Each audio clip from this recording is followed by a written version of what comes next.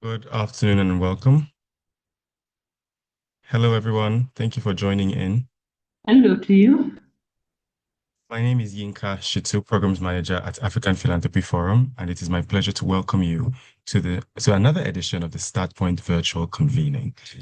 In the chat, we would very much like you to tell us your name, where you are joining us from as we begin. As you all know, African Philanthropy Forum is a community of partners who, through their resources, promote strategic giving on the continent. And one of the ways that we do that work is through StartPoint, which connects credible organizations doing good in Africa to funders. And because your work is so important, through these virtual convenings, we've been working to ensure that the information that is required to help you do your work efficiently and diligently is provided to you. And today we're having another session. As I have said earlier, please share your name and where you're joining us in the chat section. The theme for this discussion is the power of everyday stories, turning routine work into compelling narratives. Over the course of previous virtual convenings, we've had experts in this regard speak to you, and now we are having an expert from inside our own home speak to you. Ladies, gentlemen, and everyone else, please welcome with me Bolanle Onilogo. Hello, Bolanle. Ayinka. Ayinka, thank you so much for that introduction. All right. So can I go ahead and begin? Yeah, Or do you have you more to have the say? floor. Okay, all right.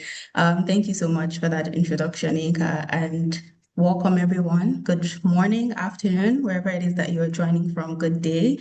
Thank you for joining in. And I would like to also, first of all, just acknowledge that I'm sure that, a good amount of us, if not all of us, are development workers here. And so I just want to commend us for the good work that we're doing, but even more than that, for actively seeking knowledge to do even better work, because that takes courage in itself. And so, like the conversation we're going to have today, I also want to thank us for taking our time to look at how we can visibly tell better stories, right? Because change is only really impactful when it is visible, when it is understood, and when it is felt by those it affects. So I would like us to just sit with that thoughts while I bring up my slides and just run us through what we'll be talking about today.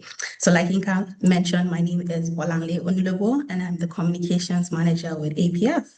So we can go ahead and just continue introducing ourselves in the chats while I share my screen quickly.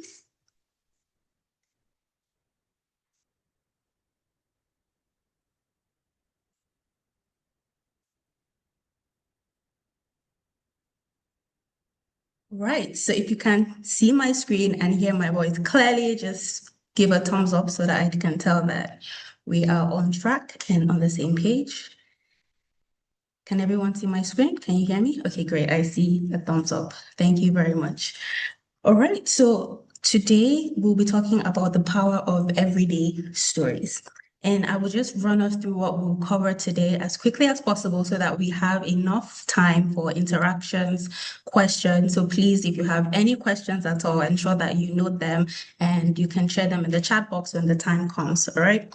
So like I mentioned, we'll start with why storytelling matters for your organization. And finding stories in everyday program activities, simple frameworks to structure any story at all, ethical, authentic storytelling, low resource approaches that actually work, common mistakes and how to avoid them, and how you can move from stories to visibility, trust, and funding. Because these stories really only matter as visible as they are and what that translates into, right? So, like I already started with the introduction, I said change is really only as impactful as it is visible, felt, and understood by the people that it affects. Because stories are 22 times more memorable than facts alone. Facts tell, facts are important, but in this case, stories sell. Well, actually, in this case, stories save, right? And that's what we want to do. And so it's good to also note that 65% of donors give after an emotional story, not necessarily after a factual statistics, it's after the story connects with the donors. And that we already know that in today's age and in today's digital age, that we typically have about 3 seconds to capture someone's attention in most cases, because some would like to argue that they have more than 3 seconds to capture, but in most cases, we have 3 seconds to capture someone's attention. And so we have to ensure that not only our stories, well written, it's also written in a way that it captures attention as quick as possible. All right. So we often say our story speaks for itself. The truth is, it doesn't. And it's not because our stories are not important. It's because people process stories, not spreadsheets. People process numbers, but they would understand and feel the stories 10 times more when a person, a human being, has been put behind the numbers, right? So here's the truth. Your donors, your partner, your community members, they're not reading your quarterly report from start to finish. In most cases, they're scanning it. And what would typically have them or capture their attention is not typically a bullet point, it's a story. And so you want to capture their attention. And so the truth is, the stories are already there. You just need to actively look through your work and the activities that you carry out to identify the stories. Your stories are in your field reports. I believe that a good number of us here have field officers or M&E officers who visit our communities, who visit where we're carrying our work. And those are stories. The reports they bring back have stories in them. They just need to be weeded out and created into a story. Your WhatsApp update. So you also have field officers giving you voice notes, or a beneficiary as well could give you a voice note telling you what has happened in their farm for the day, in their community for the day. All this feedback, all these notes can be used as stories. Photos as well, sometimes, or if not all the times, and it should be all the times, that we go into the field, we go into a convening, we go into a conference, we go into a capacity building training. We take pictures. We take pictures of the session. These pictures can be used to tell stories, especially with the words that follow it, right? In most cases, most beneficiaries will be excited to give you the feedback. They will be excited to tell you how what you've given them is working out for them, what they're able to do with it. And all of these stories should not just be archived, they should be used and molded into stories.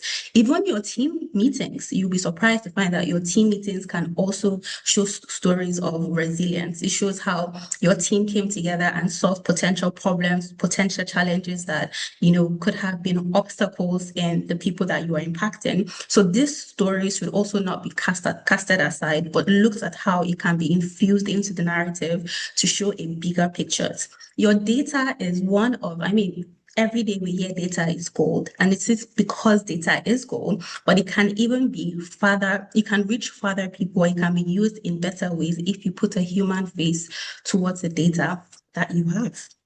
All right. A good example would be APF ourselves.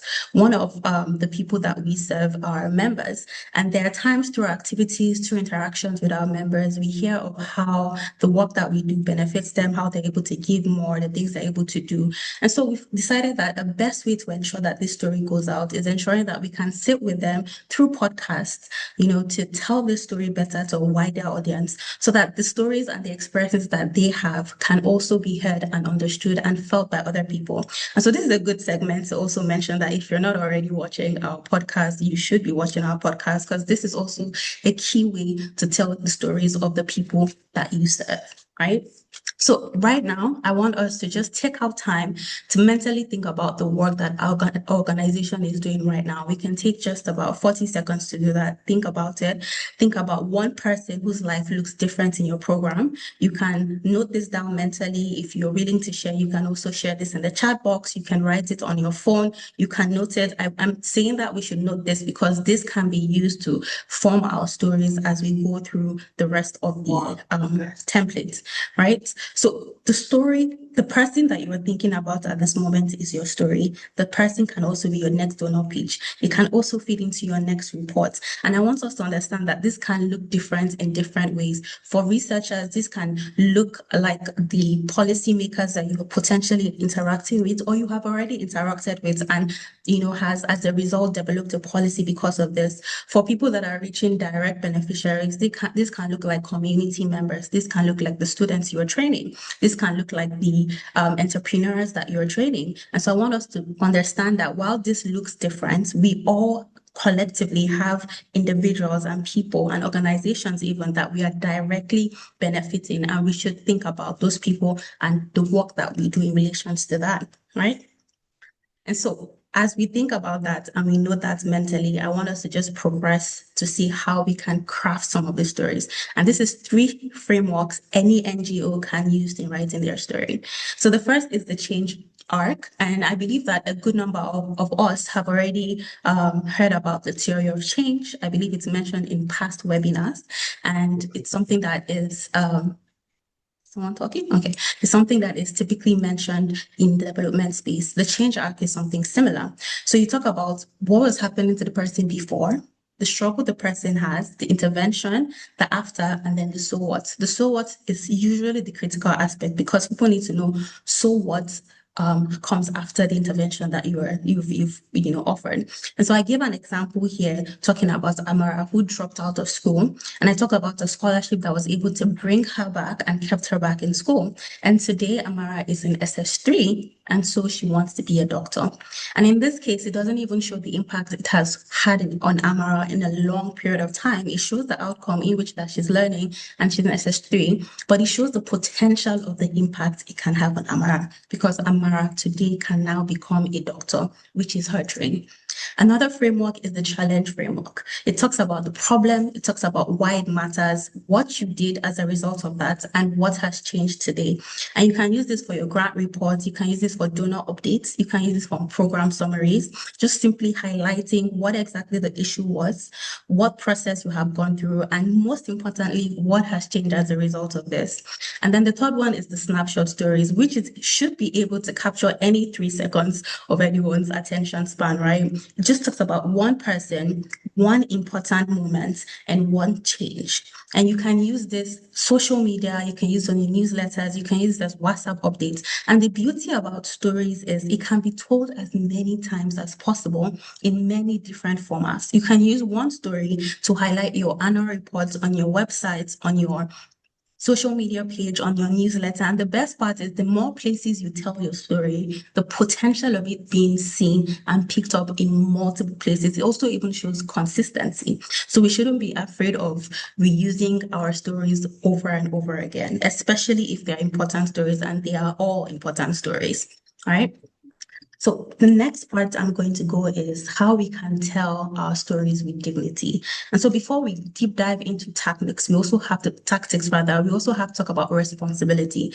Because if we're going to tell a story, it's our responsibility to tell a story well, with the people that we're telling their stories with their dignity intact, in a way that they would like to see that story, in a way that they would be glad and grateful that we've shared that story.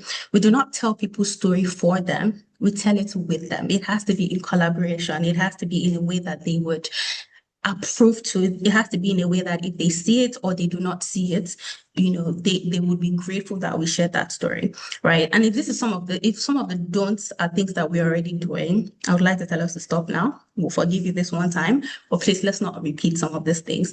And we should start doing some of the things that we should do it properly. We should have informed consent always. Consent is not just about the legal implications.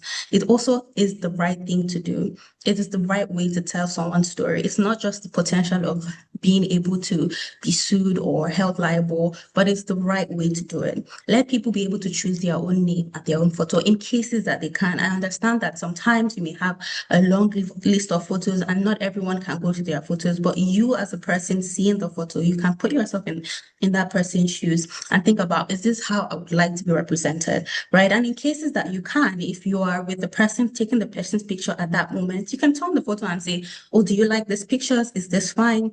And in most cases, you may say there's a language barrier, but oftentimes we have people to communicate communicate and interpret for us, and we should utilize these people, right?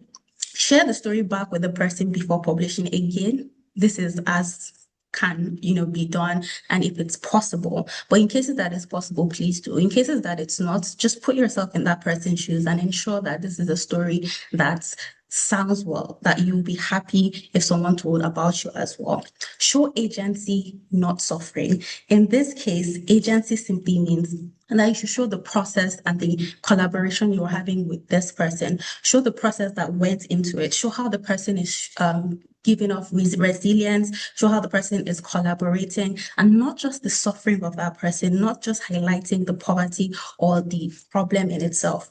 Represent complexity. And I'm not saying tell complex stories, but show the interconnected processes of the story. Show where the story is coming from. Show the resilience the person has had. Show the community, the ways in the communities are working together towards that goal, and not just a rescue narrative, right? Ethical stories build long-term trust with communities, donors, and partners. And again, I repeat, it's just the right thing to do, and we should be doing the right thing, right? Because the work we're doing is to change people's lives for the better.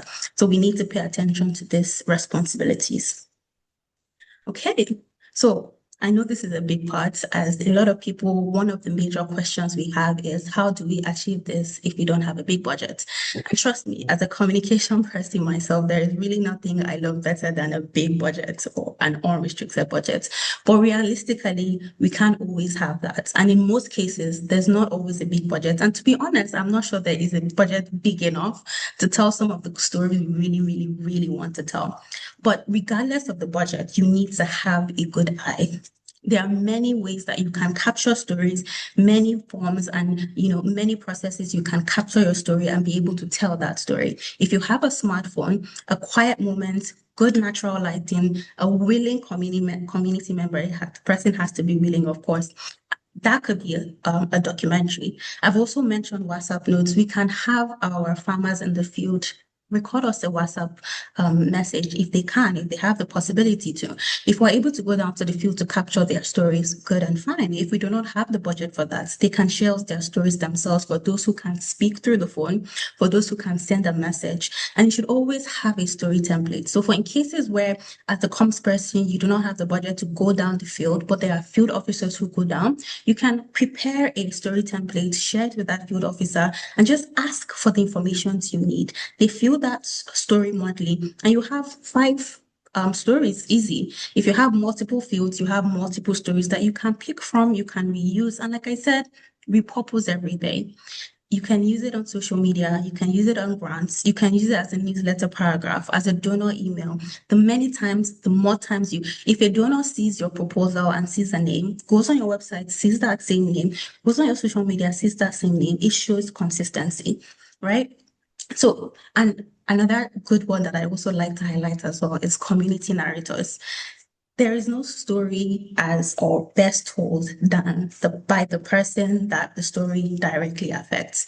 You can build the strategy of a community member or a person in the community and have them tell the story.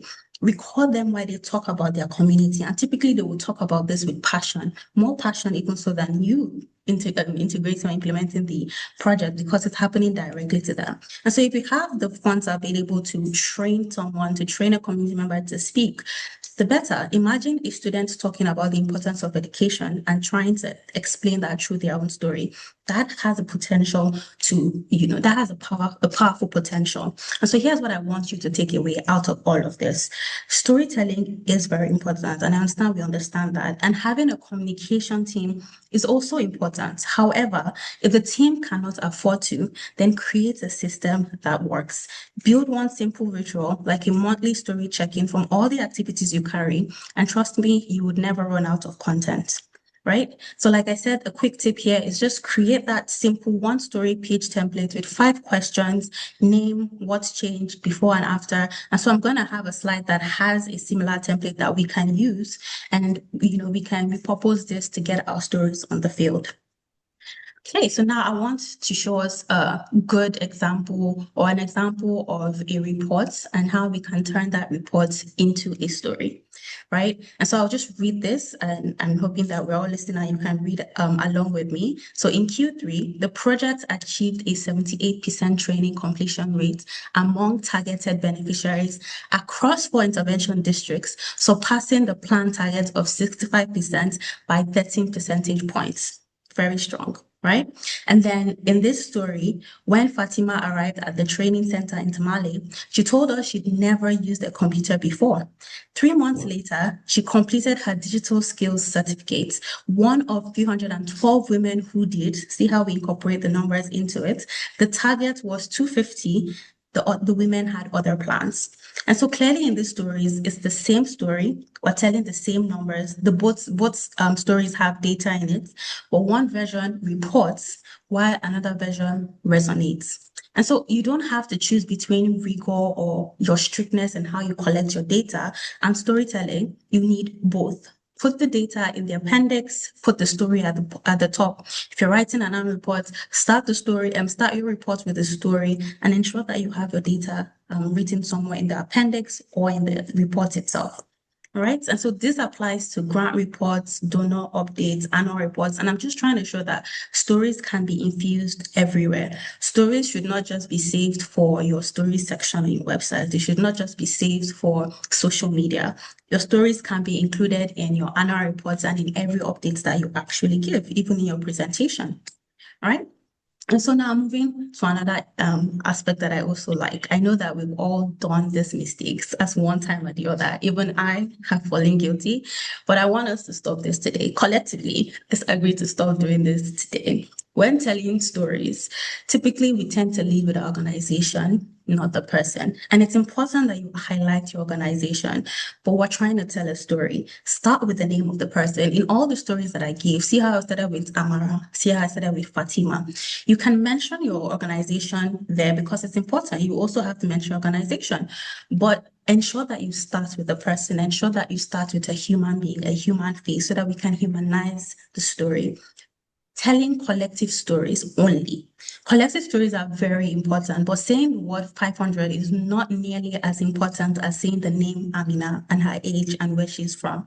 One specific story builds more empathy than 500 statistics, but I'm not saying that the statistics are not important, right? But let's just start with the story. Using jargons and development speak. I know we also like to do this. It shows intelligence, it shows we know the work, but we have to ensure that people actually understand. Remember in the beginning, I said change is only as impactful as it is visible, understood, and felt. And so it's not going to make a difference if people don't really understand what you're trying to say. And each time you're talking about your implementation, you're talking about wash, you're talking about social change. Like there are ways that you can say these things. There are ways that you can say hygiene in a way that it's simple and easy to assimilate. And so in this case, I used grandmother because I know we like to talk about kids and young children, but we also know that kids can be really advanced these days, right? So if all points of generations cannot fully understand the language that you're using, then I do not think that you're using the right languages. The languages that everyone can understand across board. Waiting for the perfect story. We already know that even though people like to say that there is no perfect story, I think a better way to say it is there's perfection is relative, and what may look perfect to you may not look perfect to the next person. So there's no point trying to aim for perfection. An ordinary story told well beats a big story told badly. So the important part is to start. Start with the stories you have. Start by telling them well in dignified ways, and your stories will be heard. Stopping at outputs, not outcomes. And I believe that we all know what outputs is, but just in case we don't know, an output is the direct result of what we've carried out. And so I put here, you've carried out a training and you've trained 200 people. That's your output. Your outcome will be what changed, what happened in their life as a result of that training. And a good way to get this is simply to ask, now that you've been trained in this particular course or in this particular area, what has changed in your life? What have you learned? What did you know before that you didn't know now? These are immediate outcomes. What knowledge have you gone out with? And then you can even go further eventually to track the outcome and the impact of the outcome in that person's life. And so the knowledge that they've gained, this is how it has benefited the work that they're doing, the business that they're serving, and whatever case it may be. Forgetting the emotional hook. And a story is only as interesting as it is emotional, as it has a pull. And I'm not saying that we should try and create something that's not there, but any good story, any story at all that we have, anybody that we're working on, there would always be an emotional hook. And we just need to be able to have an eye to look for those emotional stories. All right. So let's ensure that we stop doing some of these things and start telling our stories in a way that gives it the audience or gives it the opportunity to have the audience that it requires. We may not always have the immediate audience that we need in our stories, but we need our stories to be ready for whatever audience that we're going to get. Right? So next, stories don't just inspire, they open doors, which is what we're trying to do. We're trying to open doors, right? Stories give visibility, especially consistent stories. I know I already mentioned it about putting your stories in every single platform you have, because this shows consistency. And this shows that you have not just mentioned this once, but this is a process that you're continuously working on. Stories build trust. Authentic stories build trust. It shows donors not just what you're doing, but it shows donors what kind of organization you are, who are these people working in this community, and how seriously do they take not just the work that you're doing, but the people that they are working for. Stories also provide funding. I mean, that's the primary reason we're telling stories, not the primary reasons, but part of the reason. The primary reason we're telling stories is because we need people to see the changes that are happening in the lives of the people that we're working on, right? Don't just fund programs. They fund possibilities. They fund people. And stories make those things real. Partnership. A powerful story can open partnership conversations that cold emails could never. Talking about the stories and the lives that you are changing can show the potential. It can show potential to people in the ways that they can work with you to even better the lives of the people that you are hearing. And so we can see that stories can do so much, so much. And so if we're sleeping on our stories, we're hoarding our stories, we're hiding our stories, then we're losing so much potential that is needed and that is primary at this point for the people that we are serving. All right. So I want us to be able to start this week, not next quarter, not even tomorrow. Honestly, I know I will start this week, but read that as start today, because I've already told us to hold some stories, some names in our head. And I want us to think about how we can mine those names that we have, how we can go back on the field and collect stories. I also mentioned a template. Here's the template. I believe it will be shared. And again, you can take notes. You can rephrase this in ways that work better for your organization. You don't have to have it the exact way I've written it, but this is a sample template that you can use in collecting stories. And you can have this template and you share it to your field officers. You can share it to whoever it is that is going to the field for you, or to whoever it is that capture your day-to-day activities, right? It talks about who the person is. Ensure you have the name, location with their consents. We've already, marked that as important. Ensure that you have consent. It talks about what situation they had before. Ensure that you're not highlighting or writing the situation in a demeaning manner, but just explaining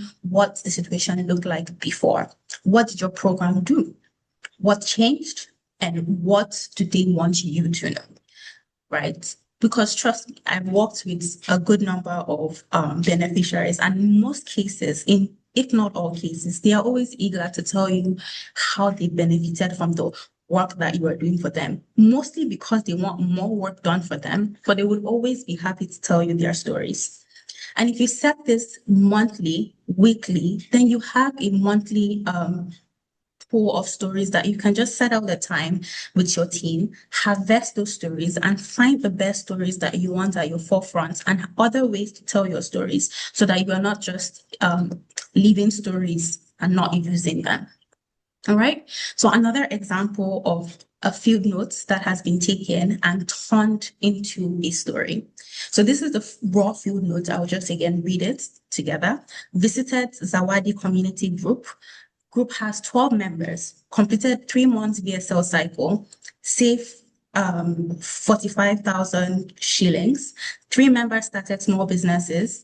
The leader named the challenges. They had no formal banking access. All these are important, but let's be honest, a good number of it sounds like jargons that not many people may fully understand. And see how we've turned this report into a story. Grace Wanjiru has never had a bank account. Remember, I said having an emotional hook. When you hear that someone has never had a bank account, you are definitely forced to actually pause and say, oh, really? And then we talk again about, but this year she became a savings champion. Not having a bank account and now you are a savings champion. It would definitely engage the reader. As the leader of Zawadi Women's Group in Nakuru, Grace helped 12 women set aside funds every week until together they have saved 45,000 Kenyan shillings. 3 of her members have already launched small businesses. We proved to ourselves that we can, Grace says. Everybody said, what can women achieve? But we were able to do this together. That's a story that resonates right there. And this came from the field reports that has been written, right? And so this is a very good story. This is an inspiring story. This is a story that even as a person, I would be interested in reading to the end, but not just reading to the end, possibly finding how I can support Grace to even do more.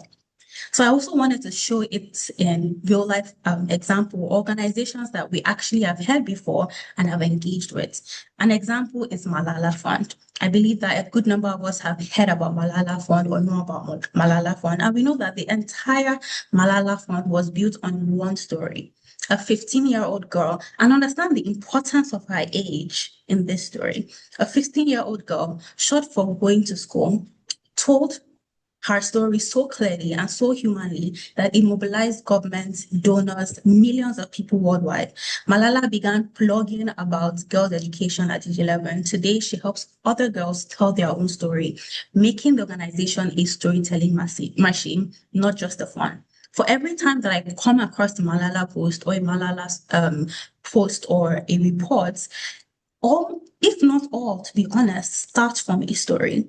A Malala Fund organization, it centers around a story. It's not that they do not have statistics, it's not that they do not have numbers, but they build the organization around the stories of the lives of the people that they influence or that they impact. Another one that I also like as well is One Acre Fund.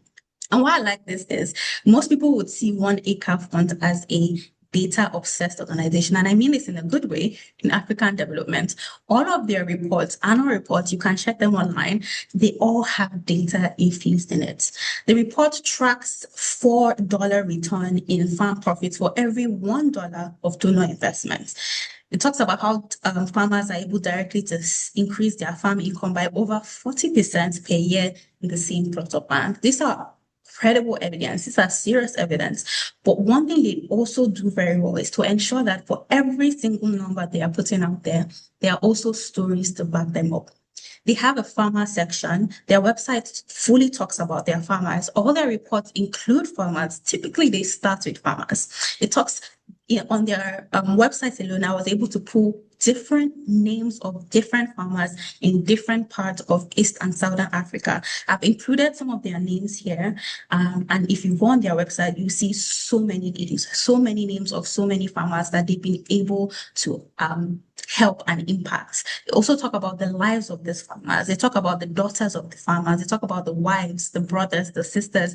They tell their stories in a very nicely detailed ways that capture the emotions of the people and the donors. And they keep getting donors because not only are people seeing the numbers, they are also seeing stories behind it. And so I want us to just take out time to research other organizations. There are so many. I even believe within us right here, there are many organizations that are doing fine jobs, that are telling nice stories. And for those of us who are yet to start or who are confused on how to start, I hope we take this as a time to actually go back, take our stories and see how we can better tell our stories. And not just telling our stories, see the places that we disseminate the stories so that the next time I research any organization here today, I see all the names of the different people that you are serving, as opposed to just the names of the intervention or the numbers of people that you are training in total. Okay. So I want to remember that your stories are your strategy. Your stories show your culture. Your stories tell who you are. Your stories also give you credibility. Okay, so I would move to the key takeaways so that we can begin the discussion aspects of this. So I again want to just remind us that if we've had any questions so far, we are taking notes, we are keeping our questions, right? And we are, preparing for a good discussion towards the end. And so these are the takeaways I would like us to, have as we leave. And it would be great to also know which of these are the most relevant. 1 to 6. You can just note it in the charts. What are the key things that you'll be taking away from today's session? Knowing that your stories already exist, being able to name your people, building a simple system, being able to tell from a place of dignity, or from tell people stories from dignity, or with dignity rather, one story on how you can use it on many channels, and start imperfect. Ensure you start it and find ways to build on that story to make sure that it sounds and looks in the way that you are proud to share that person's story. Right? So ensure that you just drop in the chat what you're taking away. And again, my challenge for everyone here today is write one snap story. 3 sentences, one person, one change. We all have been thinking about the people that are impacted, that we impact with our organizations. We've been thinking about that one name, that one person. And if we don't have a name at this time, then I want us to be able to go back into the field and have names. Think about, write down their stories, write down their feedback. Think of ways you can reach your beneficiaries with the resources that you have and in the ways that you have, and ensure that you just begin so that you can start writing that stories with your team. All right. Okay, so thank you everyone for listening. We're at the point where I will be glad to hear everyone's questions. I see that we have been engaging greatly in the chats. That's really good. But yeah, I will hand it over back to Yinka now. And I would look through the chats and see if we have any questions. Thank you.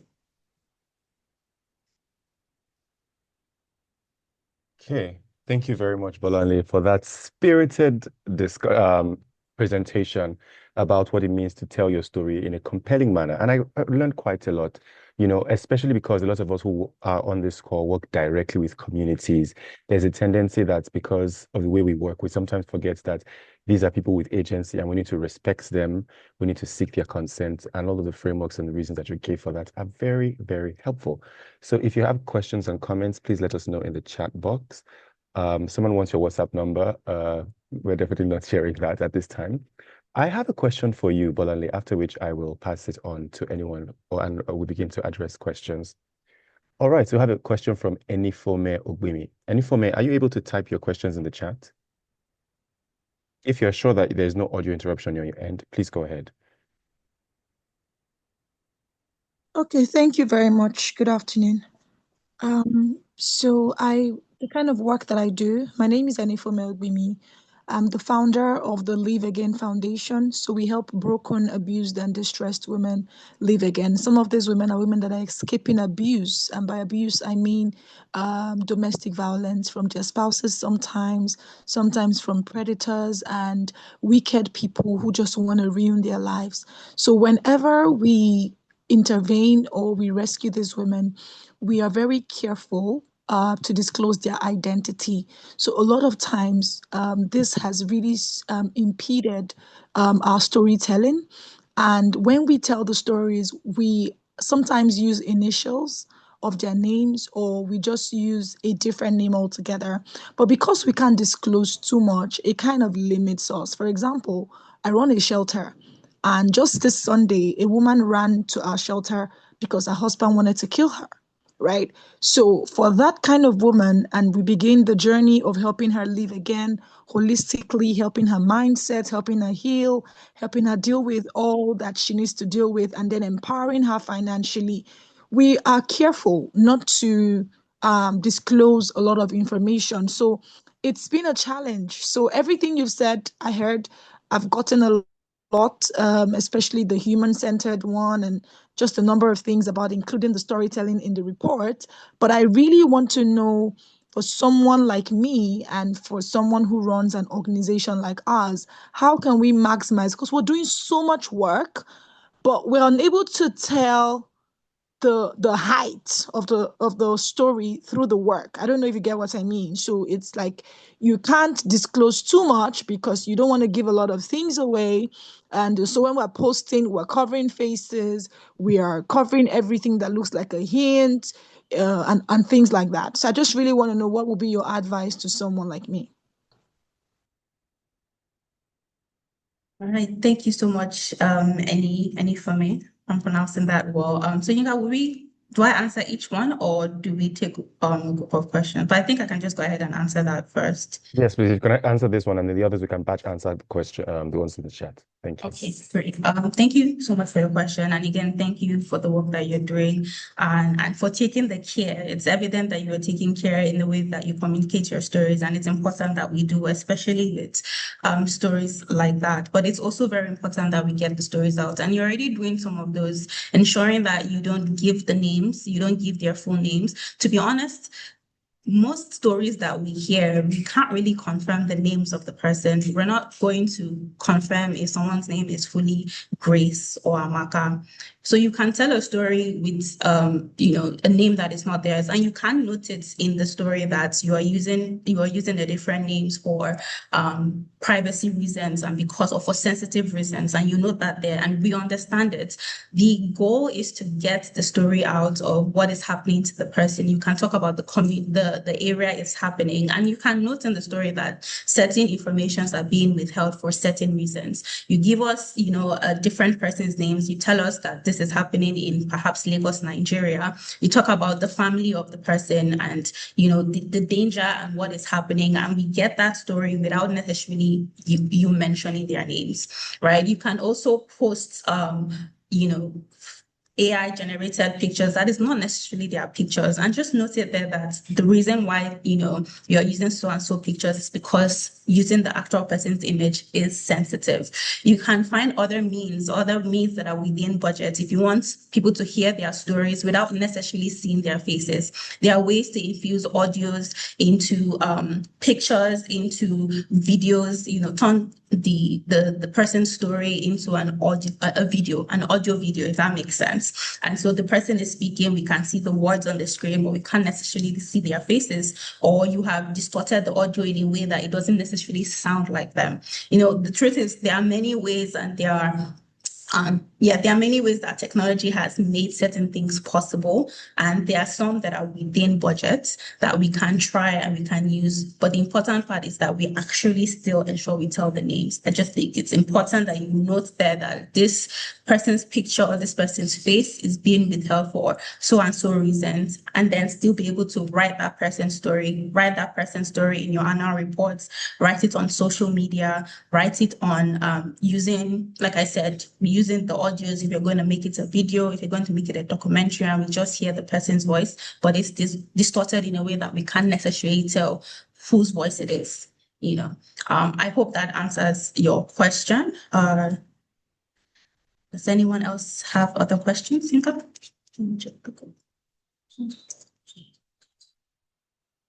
I can't hear you. You're muted. Sorry. Oh, apologies. I was, being careful. We have a question here where someone says, how do you tell stories that is sort of require impact around infrastructure? So someone who provides access to water, and that's you can't exactly ask the tap, this is the impact the tap is having. How do you approach stories of that nature? So I particularly like that story, and I do not know if any of us know this organization called Charity Water. I personally really like the organization and the work they're doing, and we can research it to find out more about them. But when the work that we do affects a large amount of people or a group of people, because I believe that a structure like providing water affects a whole community, providing electricity affects a whole community, and that there shows that you have so many stories to tell, because it's not even just one person that you're affecting, but a large group of people. There are children whose school runs, whose daily lives have been changed because of that infrastructure, because of the school that you have built, because of the water that you have made available. And finding those people within the communities that you built that infrastructure is key, because I don't want to believe that we'll build something where there is nobody or no human being. I don't think that's possible. I believe that whatever intervention that we are running would be happening in a community, and we can have the community leader to make it organized. We can find a key person within the community to speak to and ask, okay, so how has this affected the people around us? How has this affected the community? What has changed? They would be more than happy to tell you all the stories of how that is done. And if you're not able to go physically to the location, you can, I believe you would have the number of the community member. And if you don't, that's an assignment for everyone here. We should be interacting with the people that surround the work that we do. We should have their contacts. We should be talking to them. I don't believe that we'll create an intervention without actually interacting with the people that we're trying to help, right? So we should be talking to them to find out what the problem is, what they need, and what we can do better. And what we can do better. So if you have that contact, you have that person's name, you can reach out to them on WhatsApp. You can get the stories of how that's affecting. You can get the stories of how they're even using the infrastructure that you've built and what has changed. Okay. Thank you very much. Another very interesting question that we have here is this person is trying to identify how best to approach telling a story. And this person says, I work in an organization that encourages healthcare professionals to share health information to patients. So in this case, when I'm going to tell the story, who should I be telling the story of? Is it the patient who benefits from this intervention or the doctors who I work with to provide healthcare evidence? Thank you. Sorry, could you repeat that? So the person is saying, the person works with doctors to provide evidence-based nutrition counseling. And so if we're going to tell the story of this impact, should it be the patients who are receiving this nutrition counseling or the doctors who are providing the nutrition information?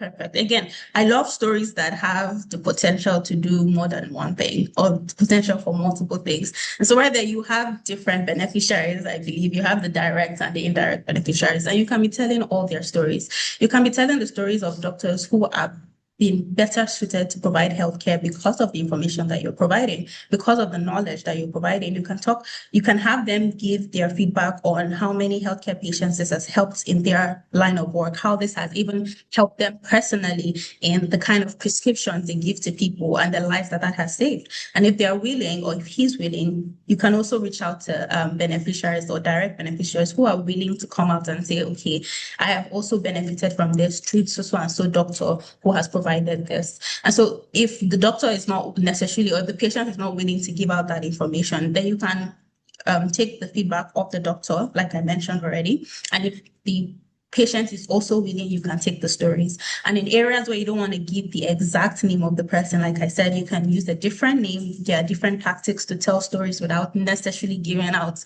the person's full information. Okay, so I see that questions have been put in my chat box in order. Would it help to use that, or do you want to keep? No, please. You can refer to those with you. Thank you. Okay. So I see question 1. In storytelling, must location and names be included? So I feel like we've already run through, already explained that, and I believe we already have an answer. But just to reiterate, in cases where it is sensitive to use such information, please do not use that information. In most cases, I would honestly ask that you ask the person first and see if they're willing to do that. And in areas where you know that it's sensitive for their safety, please do not use full information or do not use exact information. I also see my question is, how do you tell your story when, okay, I've answered that question. Number 4. Thank you very much, Bonale. Thank you so much. This came timely as I'm working on stories on the field on what we do with women FGM survivors. How can their stories be told without causing them public harm? Again, I feel like we've answered that question. Someone else also asked from CDOI Kakuma, how can we partner together to scale this model, turning these individual successes to sustainable long-term economic opportunities for refugee communities?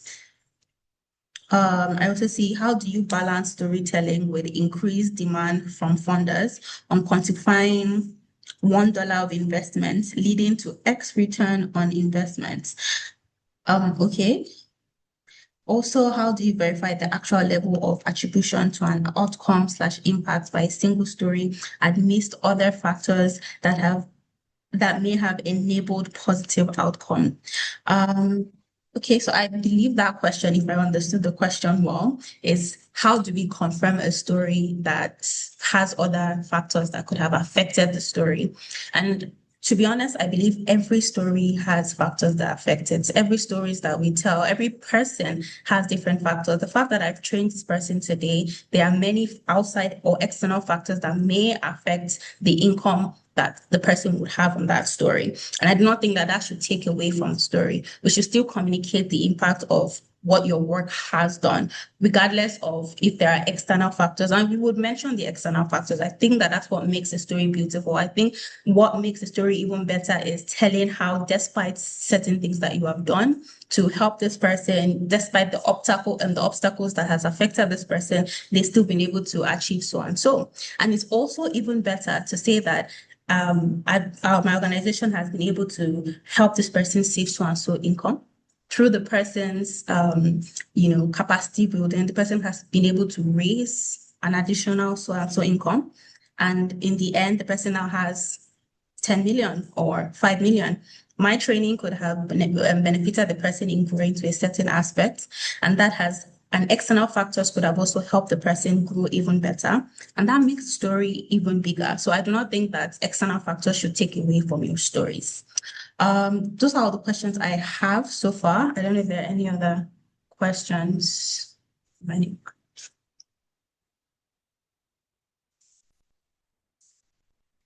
Okay, thank you very much, Bolande, and thank you for thinking through this very carefully. Geraldine and I'm not sure how to pronounce this name, Uwakumfon. If you're sure there's no interruption, I will take Geraldine first. Yes, please go ahead, Geraldine.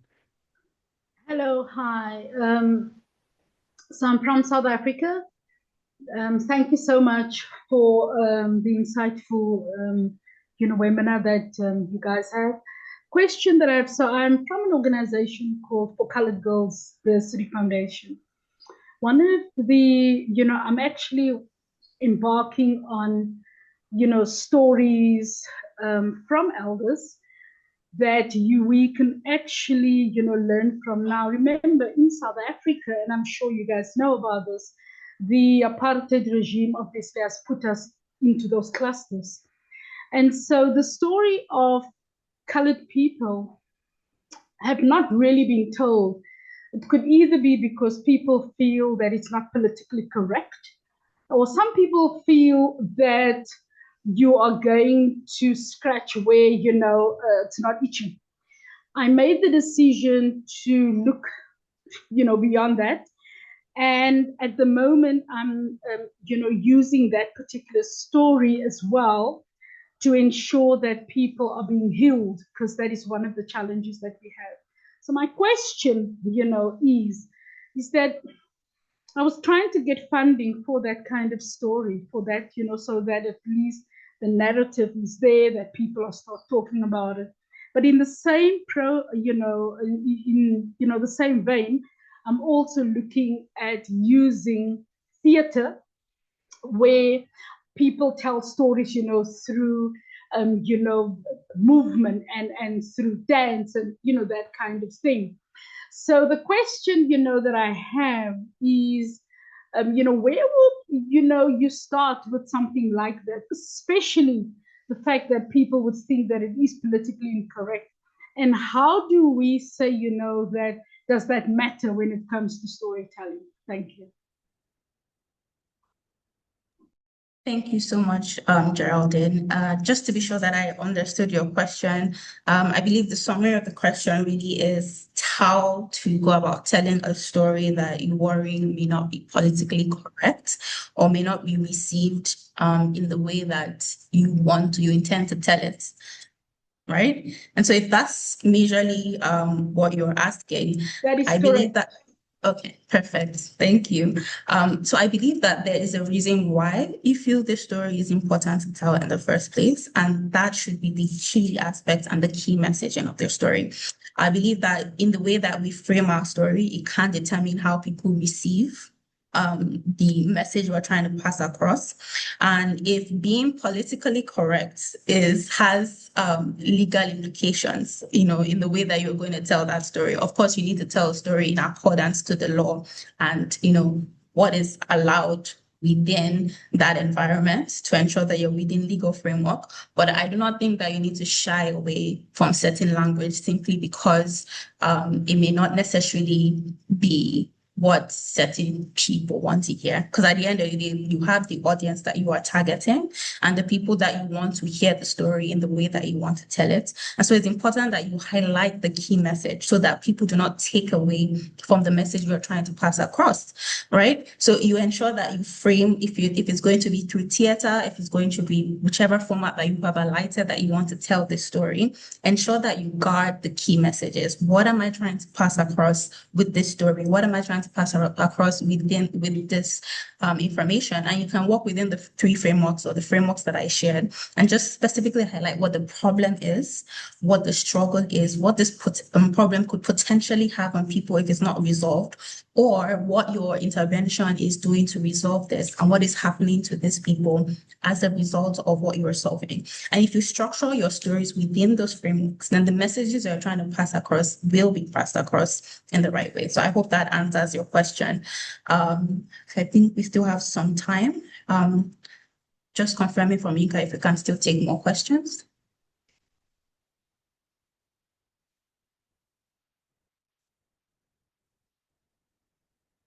Can anyone hear me? Yes, we can hear Yes, you. we I can. think Yinka had mentioned one form. Yeah, thank you so much. Nsa, please, can you go on? Thank you. Yeah, thank you so much. I want to be sure you can hear me. Yeah, thank you. Thank you, Bolale, for the great session. So I just have a little concern about the timeline, because I know at some point when we get to the community, we could get like a story of, how the whole situation was. And then we also want to get the story of the impact, we've made after the whole project and stuff like that. So what, at that point, what is the timeline? Because I know there is, the outcome and there's a real impact. So what's the timeline? At what point can we, maybe go back to the community to get the real success story or the real impact story that could help us document, our report? And then I would like to also add what happened in a situation whereby a particular participant, let's say you've kind of invested hugely and there's a very huge impact on that participant, and then this participant does not really want to share the success story with you. At that point, how can we handle that situation? And you know that this can heavily also impact your report in maybe negatively, and then the participant does not want to give you that positive impact to include in your report. How can we handle a situation like that? Thank you. Thank you so much, Nsa. That's a pretty packed question, so I'll answer it. I'll take my time to answer it one by one. The first question, I remember, or I know you asked, was the timeline of your stories and how you should frame your timelines. And I don't know if I mentioned this, but I'll mention it again that with stories, the beauty of stories is you can progress your stories from different points that you have the stories. Immediately as you carry out a project, for example, let's use a capacity building training. Before that training, whoever it is, your beneficiaries had a previous knowledge. With that training, you trained 300 people. They now have a new knowledge. The output was people that you trained. The outcome of that training is that these said people now have this particular new knowledge that they've been equipped with, and they tell that story. And you tell that story to say that, you've trained 500 farmers and you go with a name. You've trained Grace. Grace previously did not know how to time her crops, did not know the right time to till her crops or harvest her crops, or how to take care of good agronomic practices to take care of her crops.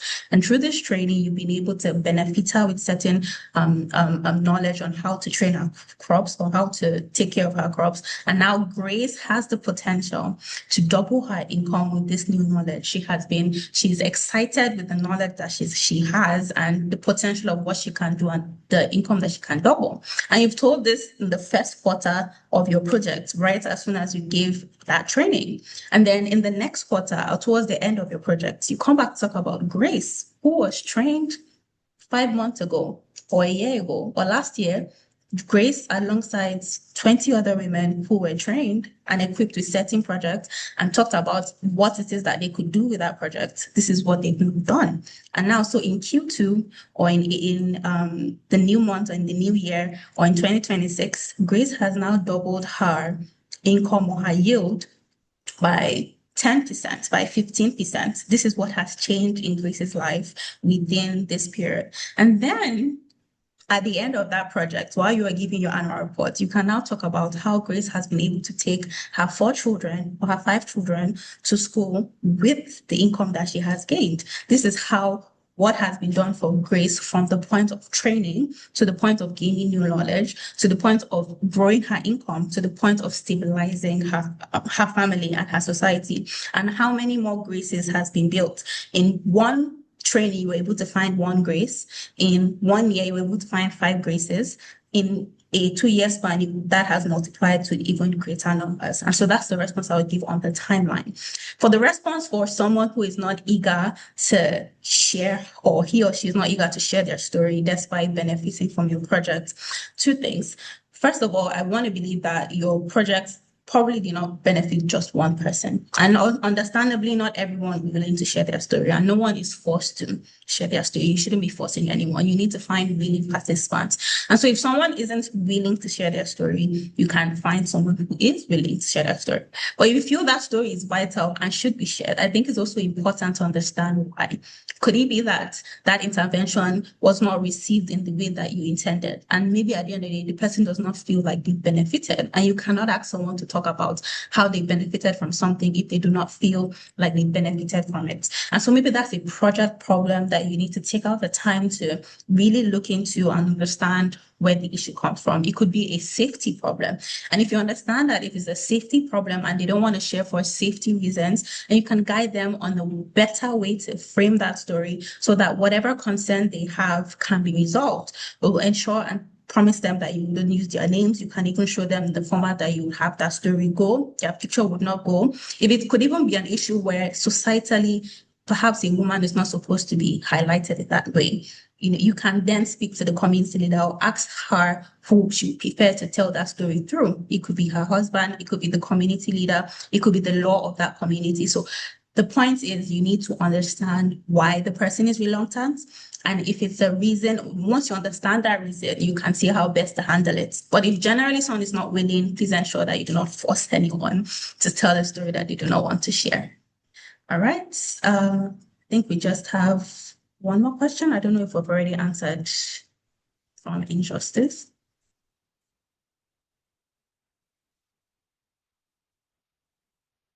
Yes, I do have a question. Can I ask?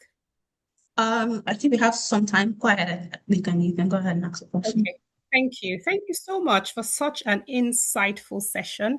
My question is, well, by way of introduction, my organization is Injustice Israel. We're based in the UK and we have an office in Nigeria. And now in the UK, we provide access to justice, free access to justice for ethnic minorities who otherwise wouldn't have access to justice. Then in Nigeria, we review cases of wrongful conviction, and we've met so many challenges just getting the legal system to work with us.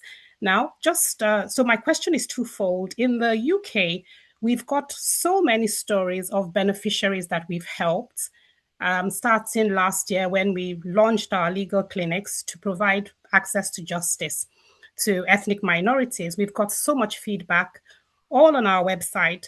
Now, my question for the UK is, do we just take this feedback and just start talking about them on our social media platforms? Because that is something we haven't done. I think my understanding from what you explained is that this is something that we should start doing if you have stories. We've captured quite a lot of feedback from our beneficiaries who actually tell us the benefit of the legal clinics, just the access to justice that we've been able to provide. So do we do that? That's my first question. Do we just take the cases? It usually baffles me that people are quite willing to, when they give us feedback via our website form, they actually put their names, their surname, everything. They're happy to put their spousal names and all of that. So do we take that information and just start telling these stories on our website? Is that something across our social media platforms? Is that something we should do? And then secondly, in terms of, I know you spoke about teams as well, getting stories from your team members. We've encountered quite a lot of issues, challenges with Nigeria. So I just wonder, do we take these stories and start talking about them as well, the challenges we've encountered? Do we start talking about them as well? We haven't necessarily had outcomes in terms of the cases of wrongful conviction that we've been reviewing, because we've met these challenges and obstacles. So do we just capitalize on all of this and start talking about it just to generate attention, publicity, awareness? Do we do that? What would you advise, please? Thank you so much for your question.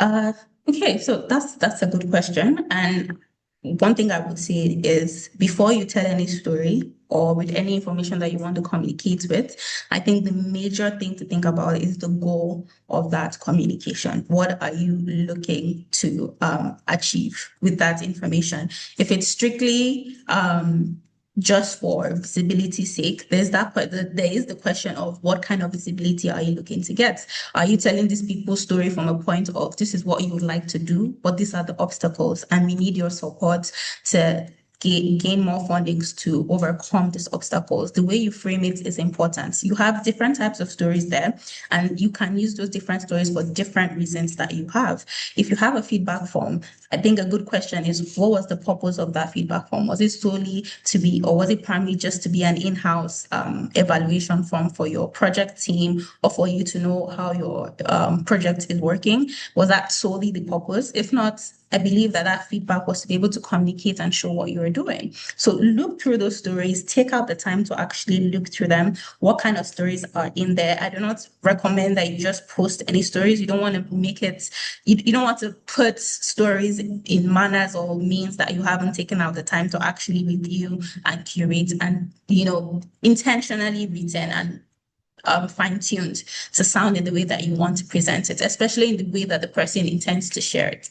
I think there's also an importance in ensuring that that feedback form contains a consent to say that these stories are going to be shared in so and so formats.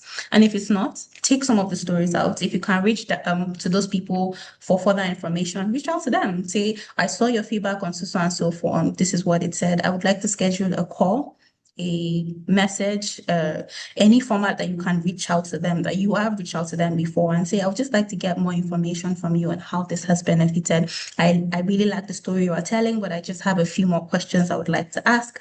Are you comfortable with me sharing the story in this format or in this way? Can you tell me more about what you've written here? Can you give me more information? Like I mentioned, a story is only as good as if you give the background information. It has to fit the frameworks of what was the person's life before, what was the problem, what were the changes, has currently happened to the person. And if you don't even have an immediate outcome with some of those feedbacks you're asking for people, you can then ask, so what has changed in your life so far?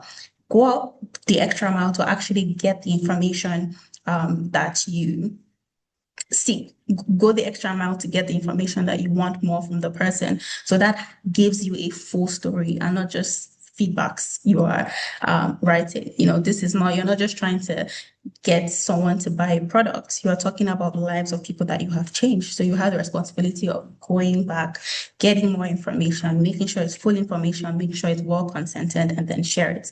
And then if you want to share your obstacles are definitely part of the story. So it is important that you share those obstacles. If you feel like sharing those obstacles can help you find maybe perhaps partnerships that could make the process easier for you, or that could help in that process, or even more funding to help move past that obstacle. But it's important that you actually note this is where you intend to go and this is currently where you are, and you share that story. So I think we're also running out of time, but I do hope that I have answered all your questions and everyone's questions. And I hope that we have taken out at least 1, 2, 3, 4, 5 things from this session today, and we are going to actually step up to the challenge of actively going to look for our stories. And for those of us who already have stories that are sitting down on our laps, we actively go through the process of filling out those stories and ensuring that they are well documented with consent, and we actually share the stories. So I'd like to thank everyone once again for joining the convening, yes, and I would hand it over back to Lisa. All right, thank you so much. Over to you, Lisa.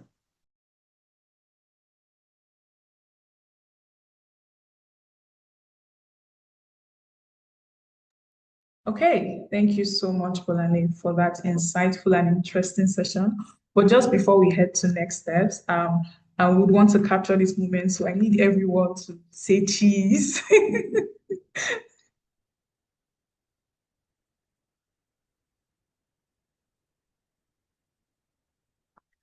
Okay, thank you, everyone. Lisa, can I just come in? It looks like a lot of the participants are coming off not being on video. They are now on video, so you might Oh, want okay, let's do it one you more might want time. to take it again. So thank Okay. you so much, everyone, for coming off. So we have more faces. Thank you. That's lovely. Okay, so we can Lisa, you might need to do it page by page. page. Okay, thank you. So say cheese, everyone.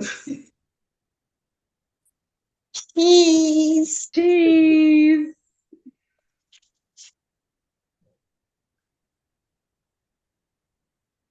Cheese.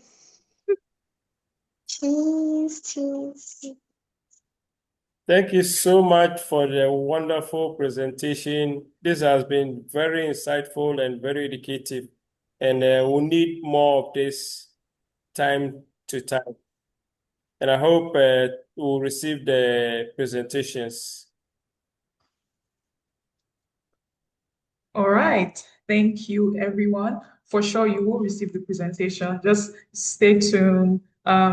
Keep your laptops, your phones close by. We usually share our presentations after every session. So you definitely get the presentation, you get a summary, and you get a link to whatever you need.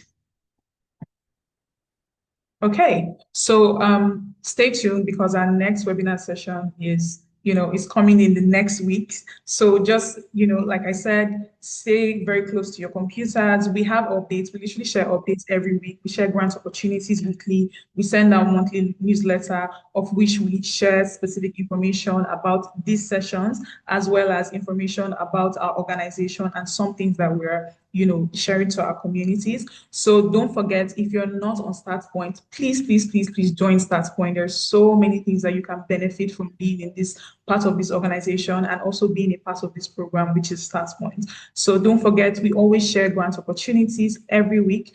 Not just grant opportunities, you also have opportunity to be a part of our directory. Our directory on the platform is where funders, is where philanthropists, and even just people who want to fund can see all your information. Bolani has shared a lot of information about how you can share your story. And so when you share your story on the Start Point portal, organizations and people who want to fund can see that story that you shared and can be led to give to you or your organization. So again, stay tuned. After this session, we will share with you a feedback form, and we want you to just go through that form. Tell us how you felt about this session. Tell us how impactful it was and what you're looking forward to seeing next.